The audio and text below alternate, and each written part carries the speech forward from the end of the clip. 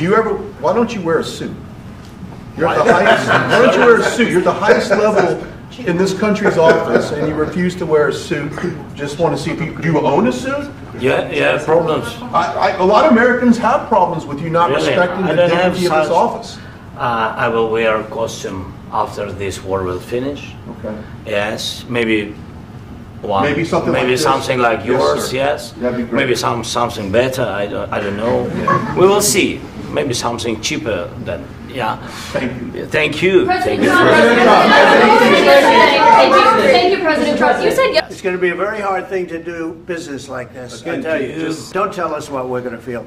We're trying to solve a problem. Don't tell us what we're going to feel. I'm not telling you. Because you're in no position to dictate that. That's exactly what you're doing. You're in no position to dictate what we're going to feel. You will feel influence. You're right now not in a very good position. You've allowed yourself to be in a very bad position, and he happens to be right about it. From the very beginning of the war. You're not in a good position. You don't have the cards right now. You're gambling with World War III. You're gambling with World War III. And what you're doing is very disrespectful to the country, this country. He's not speaking loudly. He's not speaking loudly. Your country is in big trouble. Wait a minute. No. You've done a lot of talking. Your country is in big trouble. I know. You're not winning. You're not winning this.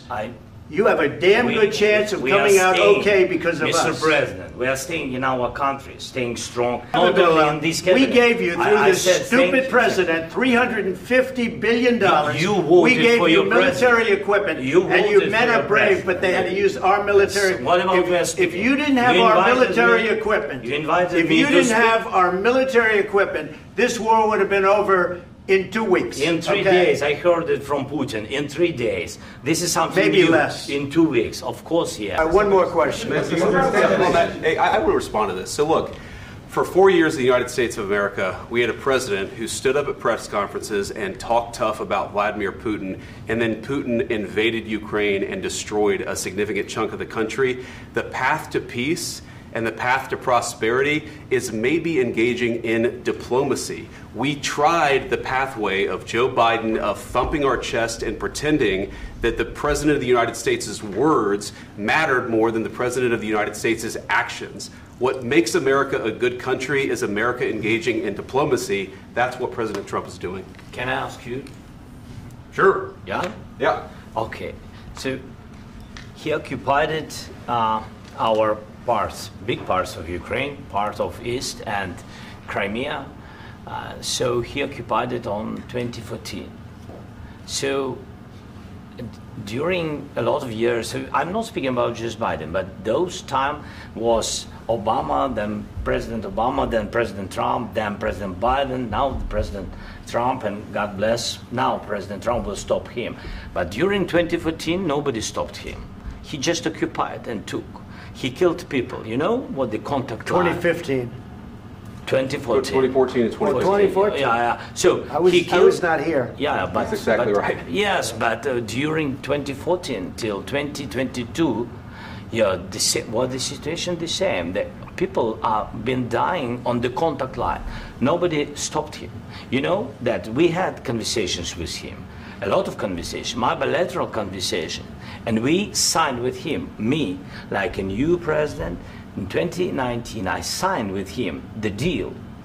I signed with him, Macron and Merkel, we signed ceasefire. Ceasefire, all of them told me that he will never go. We signed him with gas contract. Yes, but after that, he broken this ceasefire. He killed our people, and he didn't exchange prisoners. We signed the exchange of prisoners, but he didn't do it. What kind of diplomacy, JD, you are speaking about? What do you mean? I'm talking about the kind of diplomacy that's going to end the destruction of your country. Yes, but if you Mr. President, with respect, I think it's disrespectful for you to come into the Oval Office and try to litigate this in front of the American media. Right now, you guys are going around and forcing conscripts to the front lines because you have manpower problems. You should be thanking the President for trying to bring an end to this conflict. Have you ever been to Ukraine that you say what problems we have? I have been to. Come once. I've actually watched and seen the stories, and I know what happens is you bring them on a propaganda tour, Mr. President. Do you disagree that you've had problems bringing people into your military? And do you think that it's respectful to come to the Oval Office of the United States of America and attack the administration that is trying to prevent the destruction of your country? A lot of questions. Let's start from the beginning. Sure. First of all, during the war, everybody has problems. Even you, but you have nice ocean and don't feel now, but you will feel it in the future. God bless. You don't know that. God bless. You God bless. You will not have a war. Don't tell us what we're going to feel. We're trying to solve a problem. Don't tell us what we're going to feel. I'm not telling you. Because you're in no position to dictate that. That's exactly what you're doing. You're in no position to dictate what we're going to feel. We're going to feel very good. You will feel influence. We're going to feel very good and very strong. You will feel influence. You're right now not in a very good position. You've allowed yourself to be in a very bad position, and he happens to be right about it. From the very beginning of the war. You're not in a good position. You don't have the cards right now. With us, you start having cards. Right now, you don't. You're playing cards. You're playing cards. You're gambling with the lives of millions of people. You're gambling with World War III. You're gambling with World War III. And what you're doing is very disrespectful to the country, this country. That's back to you. Far more than a lot of people said they should have. Have you said thank you once? This a entire lot of meeting? times. No, in this Even entire today. meeting, have you said thank Even you? today. You went to Pennsylvania and campaigned for the opposition in October. Offer some words of appreciation for the United States of America and the president who's trying to save your country.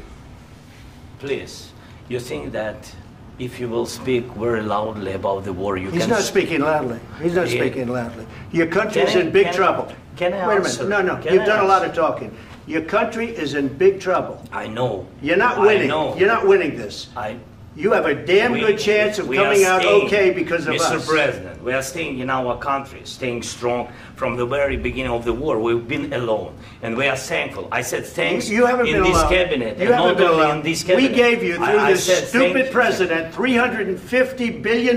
You voted we gave for you your military president. equipment, You and you voted men for are your brave, president. but they had to use our military. What about if you didn't have our military equipment, if you didn't have our military equipment, this war would have been over in 2 weeks. In 3 days, I heard it from Putin. In 3 days, this is something maybe new. less. In 2 weeks, of course, yes. It's going to be a very hard thing to do business like this. Again, I tell you. just say thank you. I said a lot of times to American people. Accept that there are disagreements, and let's go litigate those disagreements rather than trying to fight it out in the American media when you're wrong. We know that you're wrong. But you see, I think it's good for the American people to see what's going on. I understand, sir. I think it's very important. That's why I kept this going so long. You have to be thankful. You don't have the cards. You're buried there. Your people are dying. You're running low on soldiers. Listen, you're running low on soldiers. It would be a damn good thing. And then you tell us, I don't want a ceasefire. I don't want a ceasefire. I want to go and I want this. Look. If you could get a ceasefire right now, I tell you, you take it so the bullets stop flying and your men stop getting killed. Of course, we want to stop the war. But you're saying you don't want a ceasefire. But I said to you, I want a ceasefire. With guarantees. Because you'll get a ceasefire faster than an agreement. Ask our people about ceasefire, what they think. That wasn't with me. That wasn't with me.